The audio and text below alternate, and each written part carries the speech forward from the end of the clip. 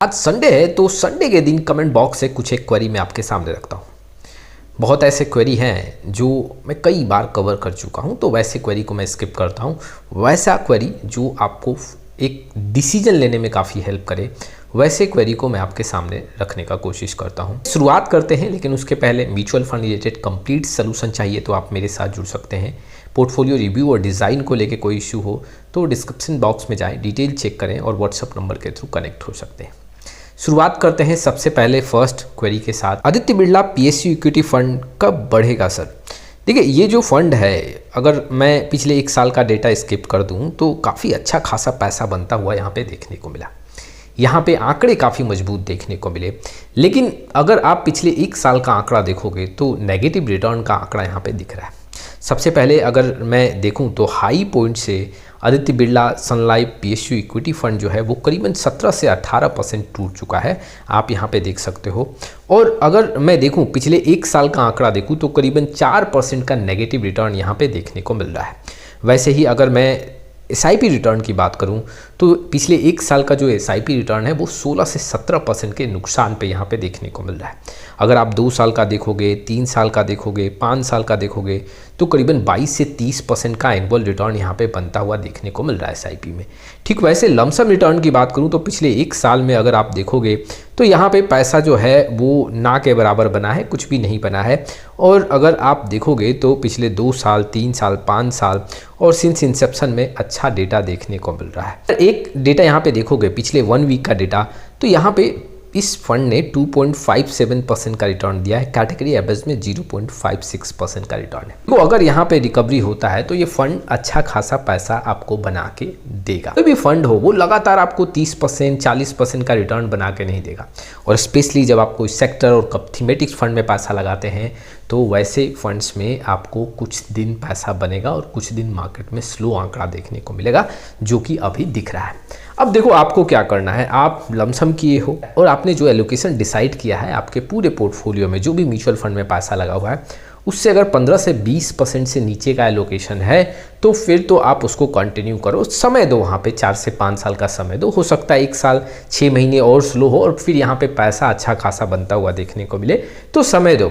अगर आप एसआईपी कर रहे हो, मान लो आपका जो मैंने एलोकेशन बताया 15 से 20% का एलोकेशन का आप एसआईपी कर रहे हो, तो आप अपने एसआईपी को कंटिन्यू करो। जी हाँ, समय लगेगा लेकिन यहाँ पे रिकवरी होगा। हो सकता है कि 6 महीने 1 साल यहाँ पे स्लो रहे आंकड़ा, तो आपको यहाँ पे घबराना नहीं है। ऐसे कैटेगरी के फंड में कुछ मंथ, कुछ साल पैसा बनता है और फिर वहाँ पे थोड़ा सा दबाव देखने को मिलता है और उस दबाव में आपको अपने इन्वेस्टमेंट को कंटिन्यू रखना है। लेकिन देखो, ऐसे फंड में आपको पूरा एलोकेशन मतलब अपना पूरा पैसा नहीं डालना है, कभी ये गलती आपको नहीं करना चाहिए। चलिए अगले क्वेरी की तरफ बढ़ते हैं। इस front running case of Axis mutual fund completely solve और still investigation on going, should I start new SIP in Axis small cap? Will front running case affect this small cap fund in future? देखो, अभी तक जो भी front running का case axis mutual fund में देखने को मिला है उसका इन्वेस्टिगेशन ऑलरेडी कंप्लीट है और कई जगह फाइन भी लगता हुआ देखने को मिला है। अब specially axis small cap mutual fund का आंकड़ा देखूं तो अगर मैं पिछले 1 साल 1.5 साल का आंकड़ा स्किप करूं, इस म्यूचुअल फंड का परफॉर्मेंस जो है वो स्लो देखने को मिला है। लेकिन अब जो इस म्यूचुअल फंड का आंकड़ा देखोगे, कंसिस्टेंसी बनता हुआ देखने को मिल रहा है और फंड जो है अच्छा परफॉर्म कर रहा है अपनी कैटेगरी में।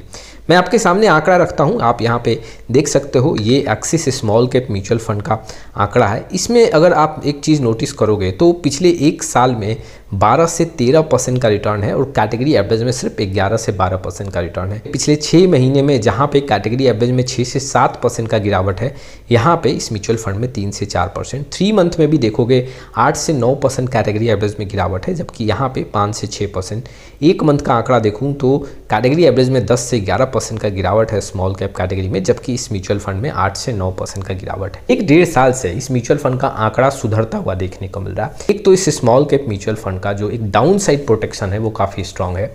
दूसरा जो है कि ये अब कंसिस्टेंसी मेंटेन कर रहा है, कैटेगरी एवरेज से अब फिर से ऊपर पैसा बनाता हुआ देखने को मिल रहा है। तो मैं तो आपको एडवाइस दूंगा कि आपको यहाँ पे एक्सिस स्मॉल कैप में कंटिन्यू करना चाहिए। फिलहाल आंकड़े मजबूत देखने को मिल रहे हैं। इन्वेस्टिगेशन को लेके बात करें, अब देखो आने वाले समय में कोई फ्रंट रनिंग का केस आएगा तो उसका इशू अलग है, आने वाले समय का आंकड़ा कोई नहीं बता सकता, लेकिन फिलहाल जो अभी करंट सिचुएशन दिख रहा है वो एक्सिस स्मॉल कैप का आंकड़ा मजबूत दिख रहा है, आप इसको फोकस कर सकते हो। चलिए अगले क्वेरी की तरफ बढ़ते हैं। Last 1 month how much percentage SBI small cap fund fallen.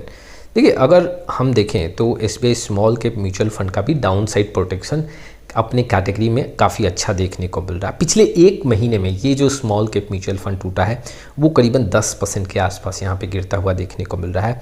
और अगर आप नोटिस करोगे तो SBI small cap mutual fund अपने हाई से करीबन 13 से 14% टूटा है। अगर आप other small cap mutual fund का आंकड़ा देखोगे तो करीबन 16% के आसपास अपने हाई से कई ऐसे स्मॉल कैप म्यूचुअल फंड है जो टूटते हुए देखने को मिले हैं। लेकिन जैसे कि SBI स्मॉल कैप हो, एक्सिस स्मॉल कैप हो, कुछ और ऐसे स्मॉल कैप हैं जिनका डाउन साइड प्रोटेक्शन अच्छा है, कम गिरावट के साथ यहाँ पे अपने हाई पॉइंट से देखने को मिल रहे हैं। ये भी आपको देखो समझना पड़ेगा, इस म्यूचुअल फंड में डाउन साइड प्रोटेक्शन अच्छा है, जैसे कि एक्सिस स्मॉल कैप का मैंने बात रखा आपका सामने।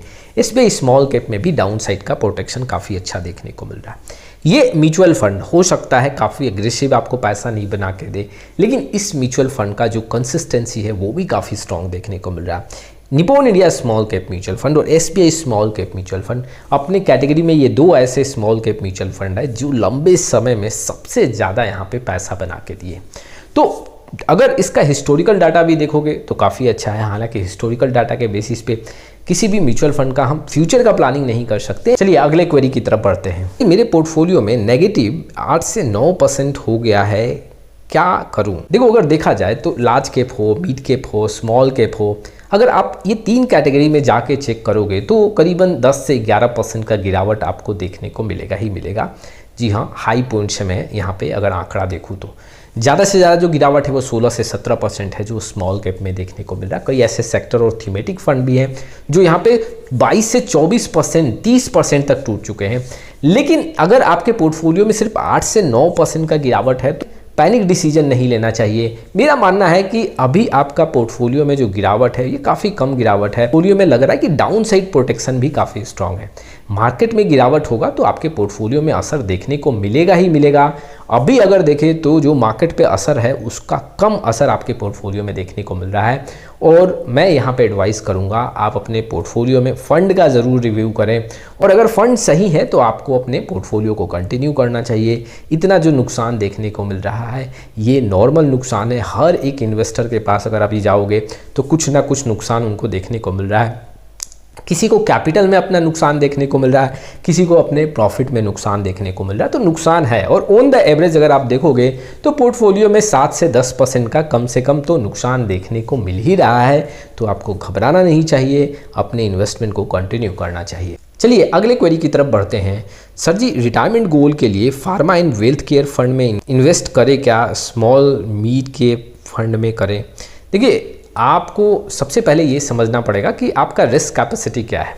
अगर आप एज ए एग्रेसिव इन्वेस्टर हो तब तो आपको मिड और स्मॉल के फंड का सिलेक्शन करना चाहिए। एक पॉइंट्स आपको ये भी ध्यान रखना है कि आपके पास समय कितना है। क्या समय ज़्यादा है? अगर समय ज़्यादा है तब आपको मिड कैप और स्मॉल कैप में यहाँ पे इन्वेस्टमेंट करना चाहिए। आपको मैं एक और पॉइंट्स का हिंट्स दूंगा, कभी भी आपको सेक्टर और थीमेटिक्स फंड्स पे डिपेंड नहीं होना चाहिए।